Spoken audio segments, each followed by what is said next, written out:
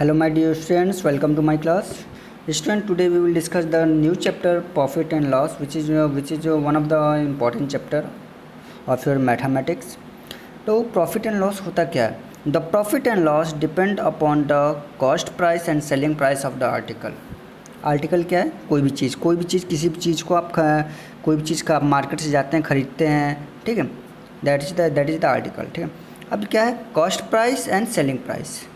Cost price and selling price. तो अब ये क्या होता है? Cost price and selling price, ठीक है. सपोज डैट आप में से कुछ लोगों के फादर का शॉप भी होगा, ठीक है. जैसे कि किसी भी तरह का शॉप होगा, ठीक है. जस्ट लाइक दैट मान लीजिए मेडिकल शॉप है, तो आपके फादर कहीं से मेडिसिन परचेस करके लाते होंगे. तो सपोज डैट कोई एक मेडिसिन है, उस मेडिसिन को आपके फादर ने 20 रुपीज़ में परचेस किया. ओके, उस एक मेडिसिन को आपके फादर ने 20 रुपीज़ में परचेस किया. ओके, देन तो वो क्या हो गया? आपके फादर के लिए क्या हो गया? Cost price. That is the cost price, ठीक. अब आपके फादर वो मेडिसिन अपने शॉप पे लाए, आपके शॉप पे कोई कस्टमर आया, उस कस्टमर को उन्होंने उसको 25 रुपीज़ में सेल कर दिया उस मेडिसिन को. तो दैट इज़ द क्या? Selling price. 25 रुपीज़ क्या हो जाएगा? Selling price. एंड 20 रुपीज़ क्या हो जाएगा? Cost price. Okay. And one more important thing बेटा याद रखिएगा हमेशा, अगर कोई भी किसी भी आर्टिकल का अगर कोई सेलिंग प्राइस है, अगर वो किसी एक पर्सन के लिए सेलिंग प्राइस है, तो किसी दूसरे पर्सन के लिए डेफिनेटली वो कॉस्ट प्राइस होगा ही होगा. कैसे होगा? सिंपल सी बात है बेटा, कोई एक इंसान अगर किसी चीज़ को बेचेगा तभी तो दूसरा इंसान उसको परचेस करेगा. जब कोई सेल करेगा तभी तो कोई उसे खरीदेगा. तो जो सेल करेगा उसके लिए वही रुपीज़ सेलिंग प्राइस हो जाएगा, और जो परचेस करेगा वो उसके लिए क्या हो जाएगा? Cost price. जैसा भी मैंने एग्जांपल दिया कि आपके फादर जो मेडिसिन खरीद के लाए, तो आपके फादर ने मेडिसिन 20 रुपीज़ में खरीद के लाया, तो आपके फादर के लिए वो 20 रुपीज़ क्या है? Cost price. बट जिसने आपके फादर को मेडिसिन सेल किया, डेट इज़ द वही 20 रुपीज़ उस इंसान के लिए क्या हो जाएगा? सेलिंग प्राइस हो जाएगा. ओके, तो बहुत ही सिंपल सा कॉन्सेप्ट है.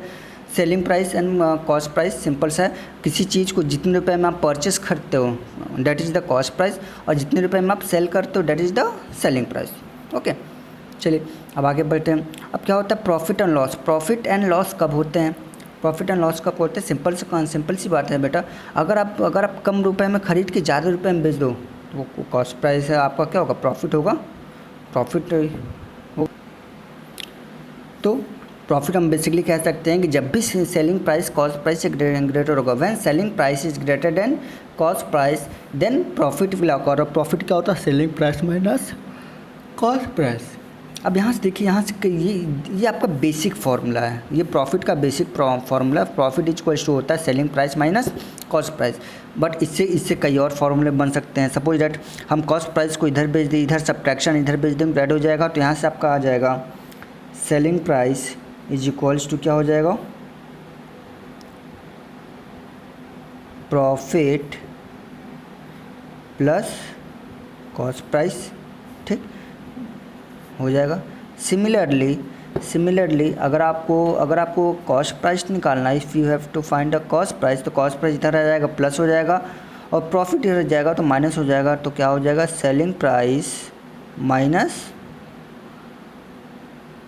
प्रॉफिट. तो ये आपका फार्मूला बना, आपका बेसिक फार्मूला बेटा यही है. Profit is equal to SP minus AP. अगर ये फार्मूला आपको लर्न है, तो ये फार्मूला आपको लर्न करने की ज़रूरत नहीं पड़ेगी, क्योंकि ये दोनों फार्मूला इसी बेसिक फार्मूले से हमने क्या किया? डिराइव किया है. ओके, और ये फार्मूला भी बेटा आपको रटने की ज़रूरत नहीं पड़ेगी. आपको सिंपल सा कॉन्सेप्ट है कि प्रॉफिट कब होगा? जब सेलिंग प्राइस कॉस्ट प्राइस से ज़्यादा होगा. तो भाई प्रॉफिट निकालने के लिए आप सेलिंग प्राइस में से कॉस्ट प्राइस को क्या करेंगे? माइनस करेंगे. चलिए अब आते हैं लॉस पे. तो सेम कंसेप्ट लॉस का. प्रॉफिट कब होता है? जब सेलिंग प्राइस कॉस्ट प्राइस से ज़्यादा होता है. And loss will occur when cost price is greater than selling price. Here loss is equal to क्या हो जाएगा? SCP minus SP. And similarly यहाँ से आपका CP कॉस्ट प्राइस हो जाएगा आपका loss plus selling price, and SP हो जाएगा आपका, यहाँ से SP इधर आएगा तो प्लस हो जाएगा, लॉस इधर आएगा तो माइनस हो जाएगा. CP माइनस लॉस, ठीक. इस बेसिक फार्मूले से ये दो फार्मूले बने, इस बेसिक फार्मूले से ये दो फार्मूले बने। अब क्वेश्चन से मैं आपको बताता हूँ बेटा क्वेश्चन पूछेगा कैसे। क्वेश्चन दो ही तरीके से पूछ सकता है। जब भी आपसे क्वेश्चन पूछेगा तो या तो उस क्वेश्चन में प्रॉफिट होगा या लॉस होगा, आइदर प्रॉफिट और loss will occur in the question. Okay, तो जब प्रॉफिट आएगा तो आपके पास कितने अननोन्स है, profit, selling price and cost price. तो कभी कभी क्या करेगा, प्रॉफिट दे देगा, सेलिंग प्राइस दे देगा और कॉस्ट प्राइस पूछेगा। जब कॉस्ट प्राइस पूछेगा तो आप क्या निकालोगे, सेलिंग प्राइस में से प्रॉफिट को माइनस कर दोगे। कभी क्या करेगा, सेलिंग प्रॉफिट दे देगा, कॉस्ट प्राइस दे देगा, सेलिंग प्राइस पूछेगा तो आप क्या करोगे, प्रॉफिट और सेलिंग प्राइस को ऐड कर देंगे, then will get, so profit और कॉस्ट प्राइस को ऐड कर देंगे, then we will get selling price. Similarly अब सपोज दैट कभी क्या करेगा, सेलिंग प्राइस और कॉस्ट प्राइस दोनों दे देगा, आपको बताएगा फाइंड अ प्रॉफिट, तो profit is equals to S P minus C P. Same concept we will apply here. यहाँ पे loss, C P, S P में से तीनों में से कोई एक दे देगा, आपको क्वेश्चन पूछ लेगा कि तीनों में से सॉरी कोई भी दो देगा और थर्ड आपसे पूछ लेगा। तो ऐसे आप फॉर्मूले की यूज करके आप क्वेश्चन को सॉल्व कर सकते हैं ईजिली। चलिए आगे क्वेश्चन देखते हैं कुछ। Example number 1. The cost price of a chair is 465 rupees and the selling price of the chair is 400 rupees. Find a profit or loss. तो चलिए, किसी चेयर को हमने 465 रुपीज़ में ख़रीदा, परचेस किया एंड 400 रुपीज़ में उसको सेल कर दिया। तो अब चलिए आप ही बताइए क्या होगा। अगर आप अभी हमारी रेगुलर क्लासरूम होती तो मैक्सिमम स्टूडेंट्स के यहाँ पे आंसर आता है sir there is the loss.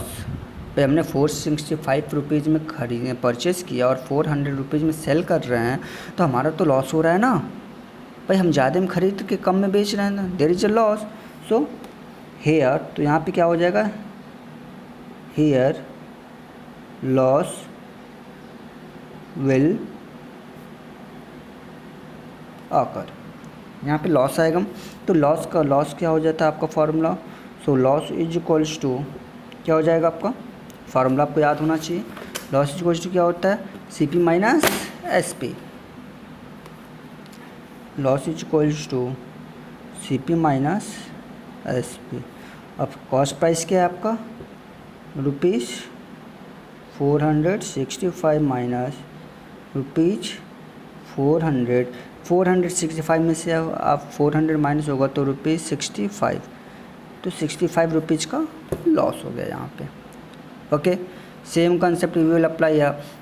Next question, a merchant sold a fan for rupees 2300। एक मर्चेंट ने फ़ैन को क्या किया, sold means selling price, sold means selling price, बेचा, सोल्ड मीन्स बेचना, सेलिंग प्राइस 2300, तो 2300 में बेचा at a loss of 300। Find the cost price of the fan. अब क्वेश्चन सिंपल है बेटा, एक मर्चेंट है, ठीक है, उसने फ़ैन को परचेज़ किया। हमें नहीं पता कि फ़ैन को कितने रुपए में परचेज़ किया, बट जब उसने उस फ़ैन को 2300 रुपीज़ में बेचा तो उसे 300 रुपीज़ का लॉस हुआ। उसे क्या हुआ, 300 रुपीज़ का लॉस हुआ। Find the cost price means अगर वो 300 रुपीज़ जिसमें और ज़्यादा, मतलब 2300 में बेचा तो 300 का लॉस हो रहा है। 2300 में मैं सेल किया तो 300 का लॉस हो रहा है। मीन्स अगर 300 और इसमें मिलता, मतलब कि अगर वो इसको 2600 में बेचता तो उसे कोई लॉस नहीं होता, तो यहाँ पे आपको कॉस्ट प्राइस निकालना है। तो selling price is equal to 2300, loss is equal to this. तो कॉस्ट प्राइस क्या हो जाएगा यहाँ से आपका फार्मूला आपको क्या है, cost price, we know date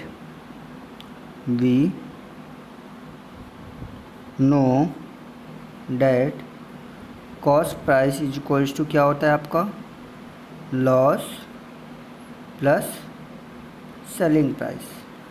ठीक, लॉस प्लस सेलिंग प्राइस आपका, आप ये तो फार्मूला लर्न है, ये तो फार्मूला से आप निकाल सकते हो। और अगर आप क्वेश्चंस को ध्यान से पढ़िए तो वहाँ से भी आप डायरेक्टली आंसर दे सकते हैं। कैसे कि भाई 2300 में उसने क्या सोल्ड किया तो 300 का लॉस हुआ उसे।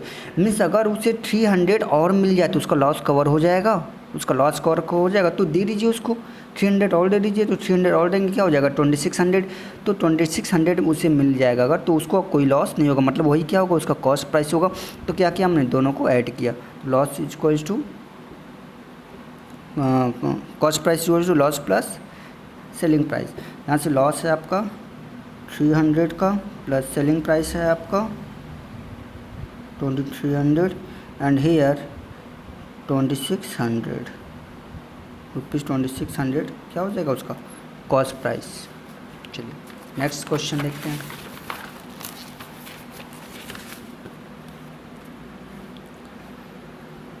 Find CP, find cost price when selling price is equals to 890 and profit is equals to 70 rupees.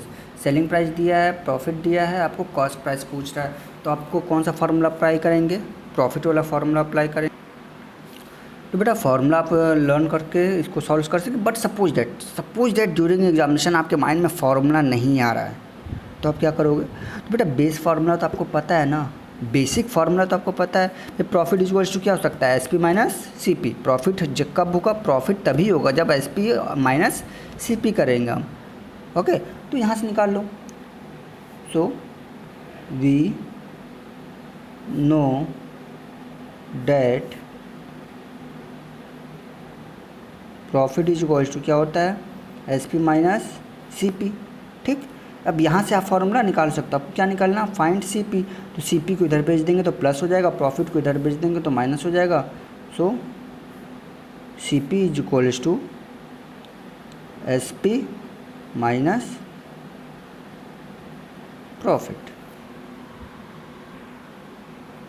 So put the values. Selling price है आपका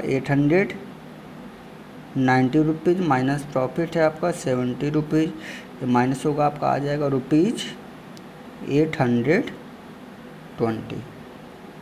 दैट इज योर आंसर। ठीक है, सेम क्वेश्चन से लेके वन मोर क्वेश्चन देखते हैं। Find the selling price when cost price is equals to this and loss is equals to this. Okay, selling price, cost price and loss. अब यहाँ पे loss का क्वेश्चन आ गया, तो इससे चलिए यहाँ से भी हम फार्मूला डिराइव करके अगर करते हैं, आपका we know that loss is equal to क्या होता है? भाई लॉस कब होता है? जब CP माइनस SP करते हैं। लॉस कब होता है? जब आपको क्या होता है? CP minus SP। CP is greater then SP, so CP minus SP। CP is the cost price, SP is the selling price. Okay, यहाँ से आपका हो जाएगा। अब यहाँ से क्या निकालना है? We have to find selling price. Selling price को इधर भेजेंगे तो प्लस हो जाएगा। Selling price is equals to cost price minus loss.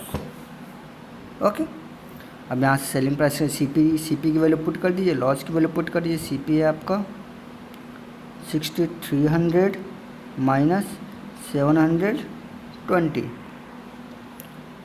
when we will subtract it, we will get rupees 1580। That is your selling price। Okay, तो बेटा आपकी book में इस टाइप के क्वेश्चंस हैं, इजीली हम कर सकते हैं। ठीक है, so your homework is exercise 9.1 में क्वेश्चंस हैं। क्वेश्चंस इसी जो मैंने एग्जांपल्स डिस्कस किए इसी पे क्वेश्चंस के आपके बेस्ड हैं। So you will do all the questions of exercise 9.1। okay, and in next chapter, next video I will discuss your doubts। okay, thank you class।